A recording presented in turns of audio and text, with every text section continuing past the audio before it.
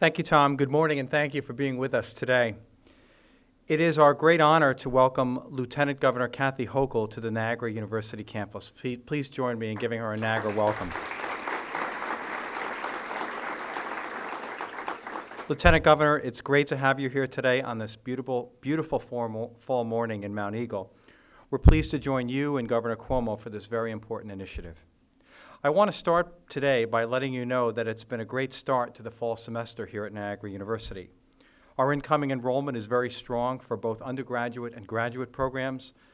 We also have a number of students coming to Niagara this fall as transfer students. The number we are most pleased with, which I think is relevant to today's program, is our freshman to sophomore retention, which is a record 88% for Niagara University this year. Why is this number so important? It's because it demonstrates what we already know, that we've created a dynamic, caring learning environment that always puts our students first. We do this academically, personally, socially, and spiritually, which is why we're pleased to join Governor Andrew Cuomo and Lieutenant Governor Kathy Hochul as partners in Enough is Enough. This is an incredibly important piece of legislation, and from the outset, we have supported the governor's call to create a safer learning and living environment for students across the state by outlining specific and consistent expectations and accountability for safety and responsibility. Our support of this legislation comes deeply from our Catholic and Vincentian mission at Niagara University. The educational environment we seek to create focuses on the dignity of every human being who comes on our campus.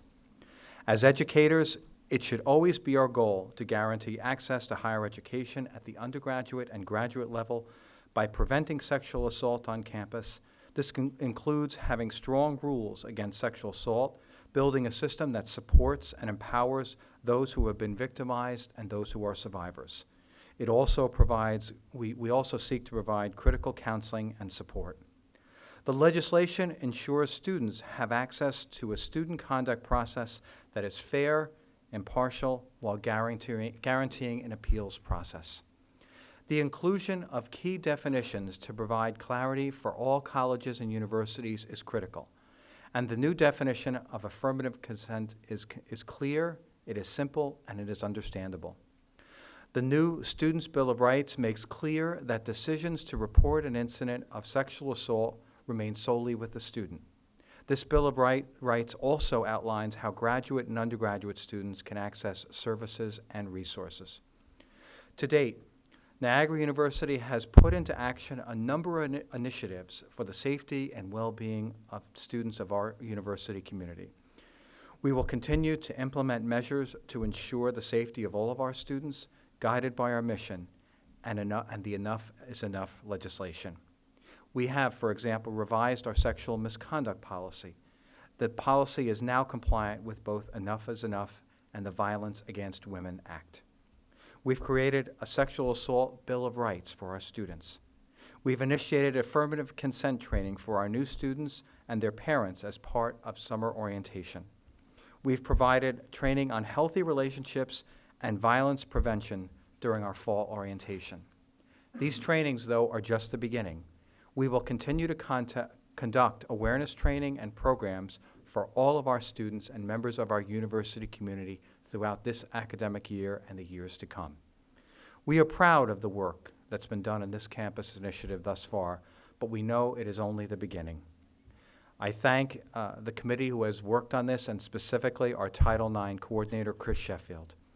We'll continue to make this work a priority, not simply to be compliant with this important legislation, but to make this legislation come alive on Niagara University's campus and continue to be a model, to seek to be a model for the governor, the lieutenant governor, and for our student safety and for the dignity of everyone who comes on this community for Enough is Enough.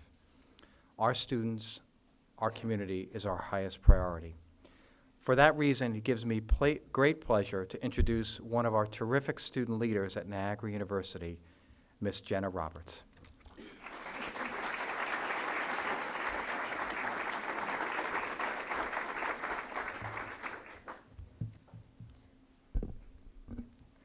Thank you, Father Maher, for your leadership at Niagara University, your commitment to our students, and for your support regarding this important topic.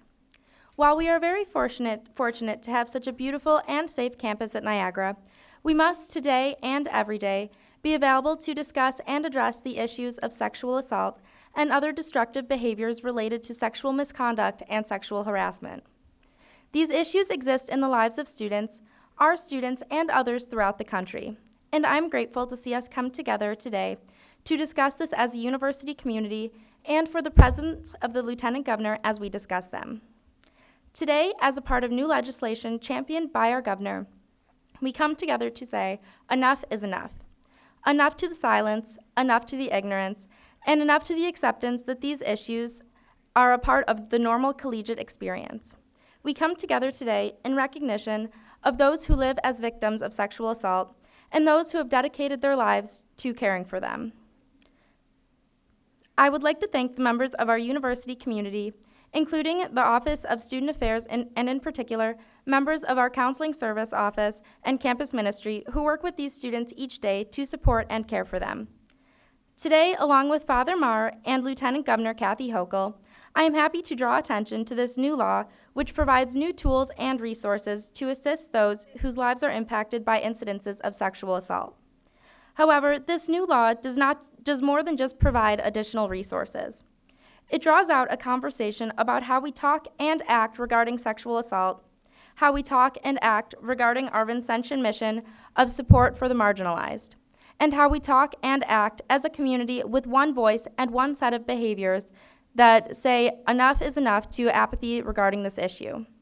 That is why today is such an important day for the university and my fellow students. Today, with the full support of our president and our governor, we begin a conversation about how we should care for each other as community members. We continue conversations about how we must act to keep each other safe and how to remain mindful of our responsibilities to each other as members of this great university and as citizens of this great state.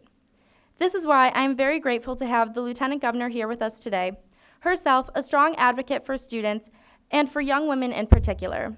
Lieutenant Governor, on the behalf of my fellow students and on the behalf of the entire university, I thank you for being with us today and for continuing dialogue on this important issue, beginning with this new legislation. Ladies and gentlemen, my fellow Purple Eagles, it is now my pleasure to introduce our Lieutenant Governor, Kathy Hochul.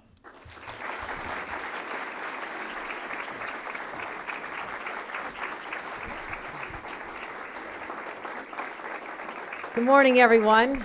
Thank you, Jenna. And she comes from my hometown of Hamburg, one of my voters when I was on the town council, I'm sure. So thank you, Jenna. Thank your family for all the support. It's good to see so many of you. And the name Purple Eagles resonates very much because when I was growing up, my brother went to Niagara University, so everything we had in our house was purple. So I understand. And I'll also tell you, this will really date me, but I don't really care because you can look up my age on Wikipedia. I used to go with my family to watch Calvin Murphy play down at the old the auditorium, and I remember Frank Layden and other people like that as true leaders of this community. So your reputation was formulated early on, but it truly continues today under your leadership, President Maher. And we were just chatting briefly about how you were invited to represent not just this university, but our entire community in greeting Pope Francis in Washington. And I happened to be there on the grounds of the White House representing the state as well. And I'm speechless when I think about it, how much that affected me to hear him and see him in person like that. And he touched so many people during his incredible 6-day visit to the United States. So you do represent this area so incredibly well. So I'm happy to be back here. I did have the privilege of representing this area when I was in Congress. You always opened the doors to me to hold various forums and symposiums here.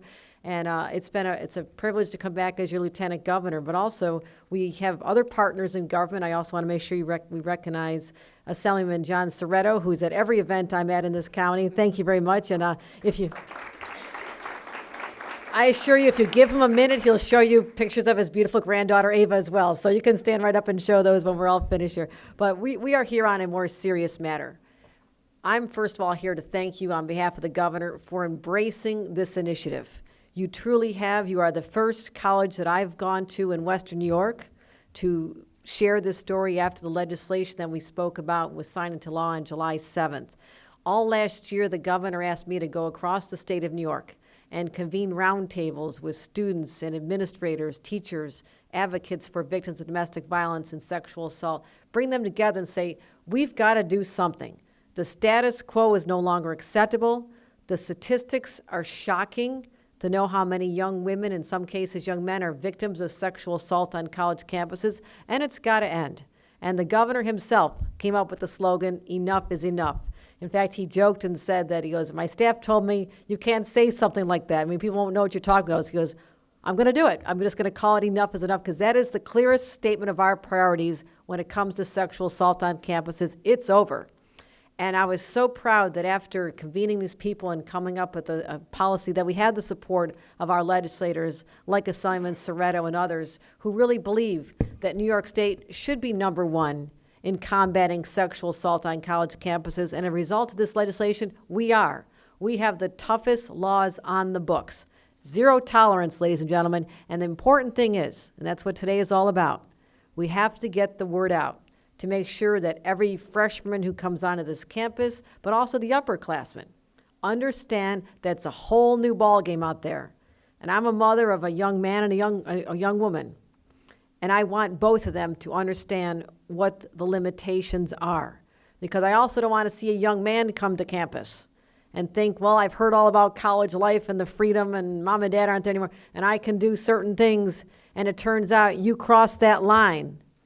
You could be ruined for the rest of your life because you did something to another person you should not have done. You could have a criminal record, number one. You could be expelled from school. All the hard work it took to get to this college campus, it could be over in a split second with misjudgment on a Friday or Saturday night. That's the message that's got to be out there. It's got to be strong. It's got to be in your face to say, you don't cross that line. And Father Maher spoke about dignity and respecting each other. And you are in an environment where that is second nature to you, from the administration on down. Those are the values that Niagara University represents. But we have to make sure that no one deviates from those good values, because the numbers are too high. And the reason that I anticipate the numbers will probably actually go up as a result of this is that for once it's coming out from under the shadows. We need to see that people who've been afraid, who've endured a sexual assault, even when they were freshmen or sophomores, are finally now coming out and speaking about it. And I know this for truth because we had a forum here last fall at a college campus in the city of Buffalo. And this young girl came up to me, and she was a graduating senior. And she had been sexually assaulted when she was a sophomore. She said the shame, the guilt, not knowing where to turn, it affected her so deeply that she turned into a different person. She retreated into herself. She didn't know who to talk to. She didn't want to tell her friends. She never told an RA. She didn't know that there was help just waiting for her if she had only let someone else know. So she said she started doing poorly in classes. She almost had to drop out. It affected her so deeply. And as a mother, that I was so profoundly affected by her story, because these should have been the most carefree days of her life.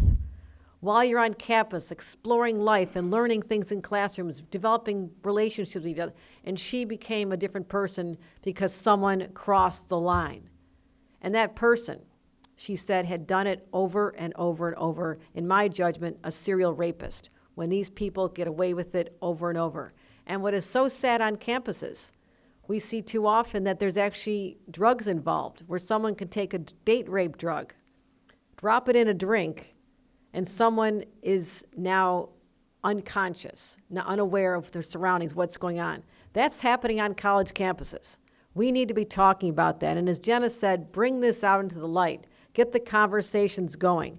And for our athletes, you are the ones that people look up to on campus. People admire you. They want to see that you reflect them in the arena of athletic competition. They're proud of what you do. It took a lot to become an athlete here on this campus. But you don't abuse that. You can be the role models of what good behavior looks like, what respecting others looks like. If you ever have any concerns or wondering about this, how it should play out, think about your sisters. Think about if someone crossed the line and did this to your little sister, if you have one, or your cousin or someone else in your family, how would she be affected? That's what I want people to feel, that sense of obligation to each other. We look out for each other on campuses. And this reminds me of a movement that we started years ago when people say, how can you possibly change a culture like this? We did it once before. I remember being, and I see Mary Brennan Taylor here from the YWCA, when I was a young woman, I was an intern for the New York State Assembly office. I was 18 years old, 20 years old. And my mother was an advocate for victims of domestic violence back when they called it wife battering. They didn't even have a good name for it, wife battering. And there were so many incidences of this going on, and no one ever spoke about it. In fact, the laws were such if a police officer came to the door, and if the husband said, everything's fine at home, go away, the policeman actually turned around and left. There was a crisis going on in this country. But because of advocacy, like people like my mother in the early days, legislature stepping up and passing tougher laws, today it is spoken about, and anybody who commits violence against a woman is ostracized, whether you're an athlete, whether you're someone in the business community, whether you're a student. That was a change in culture that did not exist 30, 40 years ago. So I'm a believer that, as Jenna said, the conversations talking about this, getting out there, the education of the consequences and the impact on other people's lives, we get that out there. I want to ask how anybody would be able to cross that line again with this knowledge. That's what this campaign is about. And I want to make sure that all of you are soldiers in this with me. The governor needs your help.